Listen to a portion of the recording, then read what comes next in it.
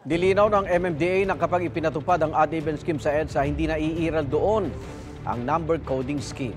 Patuloy naman ang iba pang hakbang para sa paghahanda sa EDSA rehabilitation, tulad ng libreng toll sa Skyway at no contact apprehension policy o NCAP.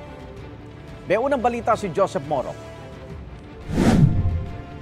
Pinaplansya naman ng DOTR at ng San Miguel Corporation na nagpapatakbo ng Skyway kung paano gagawing libre ang toll fee. Habang ginagawa ang EDSA rebuild, pwede raw na palawigin ang concession agreement para hindi na magbayad ang gobyerno ng ililibreng toll fee sa loob ng 2 taon. Tuloy-tuloy naman ang panguhuli sa mga pasaway sa ilalim ng NCAP o No Contact Apprehension Policy. Sumusunod na sa kanilang lane ang mga motorista kaya umaasa ang MMDA na makatutulong ang NCAP sa pagbawas ng trapiko. Makikita natin na pag may nakatutok na CCTVs, marami nag-iingat at sumusunod sa batas trapiko.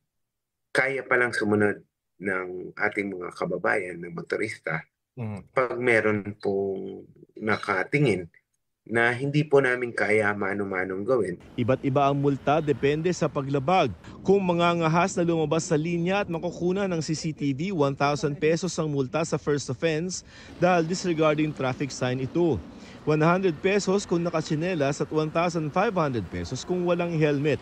Sa susunod na linggo, ilulunsad ng MMDA ang text alert at website para sa mas mabilis na pag-abiso sa mga mahuhuling motorista. Inaayos na rin gawing option ang pagbabayad ng multa gamit ang mobile wallets.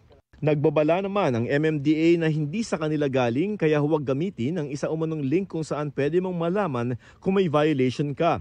Kasama naman sa ipinangakong aayusin ng MMDA lalo na sa papalapit na EDSA rehabilitation ang mga bangketa. Inabutan ng mga tauhan ng MMDA Special Operations Group Task Force ang bangketa sa Pasay na kung hindi tinambakan ng mga basura, tinayuan ng tindahan, lotohan at lutuan. May basketball board at ring pa. May bahagi rin ng bangketa na pinarerentahan ayon sa MMDA. Pero ang mga nahuhuli di na raw kagaya dati na nagiging mas palaban. Meron tayong mga ilang mga nahuhuli na sinasabi nga nila, sir, nahuli niyo po kami pero okay lang, mali naman po kami. So I think there's this acceptance already.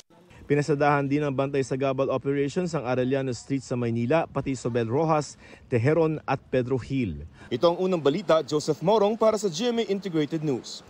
Igan, mauna ka sa mga balita, mag-subscribe na sa GMA Integrated News sa YouTube para sa iba't ibang ulat sa ating bansa.